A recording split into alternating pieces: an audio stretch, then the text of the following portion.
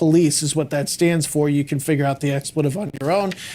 And then as far as the climate in Minneapolis, Brian O'Hara is the police chief there. He's a police chief that has spent a lot of time in trying to build up the relationship with the community after the death of George Floyd, the killing of George Floyd, obviously the conviction of the officers there that were involved in that. And so that's something that's been top of mind for law enforcement. It was the there. same and place. So the problem that starts to occur here is that there can be an equating of the local police and federal law enforcement officers. And that puts everybody at risk. And so the message from the governor was to use your First Amendment right, protest, do it all legally, do it all lawfully, don't create any damage, don't create a visual of a city that's burning. But obviously we all know the past in Minneapolis, and so this is definitely a concern for law enforcement. I knew this was going to happen. This video that we're just looking at of the officers there with the crime scene tape up, that's my immediate concern, because you've got to investigate what happened here today. That's going to take time. That has to occur clear out all them people on that street, and you've going to have to push people back. You're going to create a barricade. You're going to create law enforcement there. It's a potential flashpoint. So that's definitely top of mind. I'm not sharing anything that they're not thinking about. I can promise you that. Okay, Tom, Jim, Monica, Julia, all of you, please stand by. We're now going to bring in Lynette Renee Grandel and Venus DeMars. Lynette was a direct witness of today's shooting. Venus witnessed the aftermath. I want to thank you both for being here on what is obviously a very hectic emotional day. So Lynette, you witnessed the shooting, correct? Explain to me what you saw and how everything came together. Right. Well, I got up this morning because I was getting messages on social media that our local elementary school over here 2 blocks away was requesting observers to be there while the children were arriving for school on buses, because there's ICE have been patrolling around there quite heavily today, and there was concern that they would abduct parents who were dropping off their children or making sure their children got safely to school.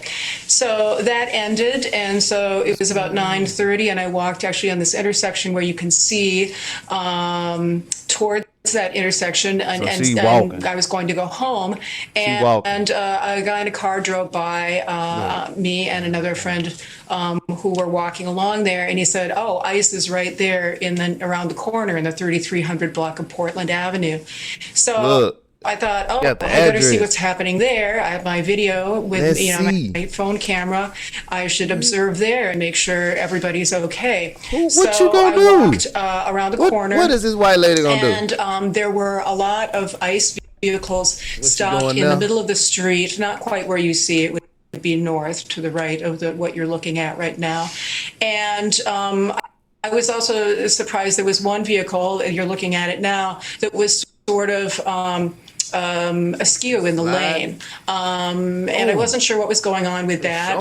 I didn't see any ICE vehicles or ICE officers in front of it. It seemed that all the activity was pretty far behind it. Vehicles and ICE officers on foot on both sides of the street. And I was thinking, oh, they must be targeting a house or an apartment or something like that. So I was looking at all of that, and there were several of us, I would say, kind of scattered up and down the block on the sidewalks, yelling at the ICE officials.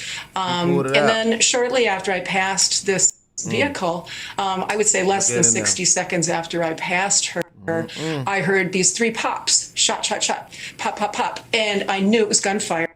And it was pop, pop, pop, and then almost immediately the crash of her hitting that parked car you can kind of see up there across the street. It wasn't clear to me if she had been parked. There's a parking line, and then where the ICE officers are standing, you can sort of see the stripes. That's a big bicycle lane. And so like the driving lanes are way over there. Right now, she's moving into the driving lane right now. No, and there is no way. Wait, Lynette, can I stop you? I want to make a point there. So the area that is covered in snow, that's actually a bike lane. that would not even be an area that a car would drive through, is what you're saying. Right. Well, it's a parking lane, and then you'd have to drive across it to get out of the parked area by the curb. No vehicles. Yeah. Yeah. So okay. So that would indicate, at least to a certain extent, why the car may have been there. Car was over there parked. But as you said, so when you approached, the car was kind of in that spot. We see it at the beginning. It was kind of almost in the driving lane, but still in that bike lane to a certain extent. Could you tell that? Yeah. Could you tell at that point, was there any sort of conflict? Were ICE agents yelling at the driver? I can't pause it. Oh yeah, I can. So I have another clip that I'm gonna show that I couldn't get on here quick enough. I was having issues. I wanted to go live, but I couldn't figure it out. So I'm gonna be giving you updates. I'm just gonna keep uploading. But luckily, I was at home and this happened. Well, I seen it on the way home, so that's why I'm here. Was the driver yelling back? Did you see any sense of that? Yeah. People were blowing their whistles at the ICE agents. The ICE agents were getting out of vehicles possibly and walking they were walking in that direction. But I did not realize they might be walking towards that vehicle. And I it guess didn't seem like the vehicle subject to be anything, any kind of target. So you didn't have any sort of sense when you were walking up then that this vehicle was in any way threatening anyone? It didn't seem as though the person in the car was trying to agitate or make the situation more difficult for the ICE agents. No, I didn't even hear anything from the car. I said like a man. People on the sidewalks were screaming at the ICE agents, like, get out of our neighborhood, that sort of thing. At the intersection. Right. That lasted for about a minute. She was behind a snowbank, so I just saw the activity of the other thing doing the CPR. All right, this is what I seen earlier when I was heading home, and that's what let me know I'm definitely doing this video. Let's check it out. This was live. That is when the shot is fired from the officer at the top of the screen. Jim. That's exactly right, Hallie. And to put the whole situation holistically here, we also have to look at the gray SUV on the right. And this person running, looks like a female running toward the smoke there, the accident, was probably the operator of this vehicle. That's what it appears. And these two vehicles were blocking the street from this pickup truck on your left, which is clearly an ICE vehicle. It has blue and red lights flashing in the grill. So that vehicle positioned so that could have. So I'm still saying it. I've been said it to someone else. I never said it on the internet, on none of my pages. If they ever was to kill anyone, this is one step closer to martial law. Because now they all gonna feel feared for their life.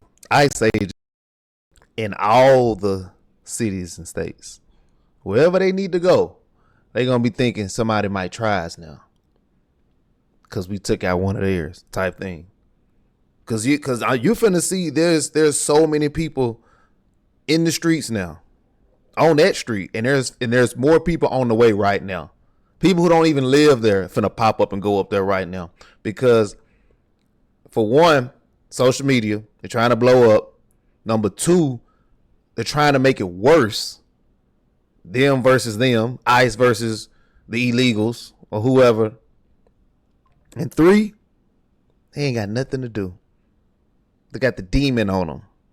And when you don't have nothing to do, idle time, I was taught coming up, I'm from Tennessee, Chattanooga, idle time is the devil's time. So you always need to have something to do.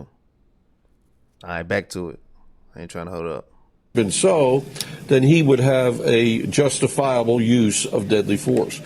If it's not a reasonable, if, for example, say the gunshots were through the passenger side window or the side of the truck, where he was not in danger, where he was past the truck, right, then that would not be a justifiable nobody in front of the truck. He has to be in an imminent threat. Honestly, I don't see nobody in front. Okay, now they're in front of the truck. Okay, they in front of the truck. He doesn't have to be standing in front of the hood ornament. I mean, if he's hit by the headlight, he could be killed. But they didn't even. So it's that's what's going to have to be analyzed. Put the gun back in the holster. You're so right. Look closely at the fact here in each video.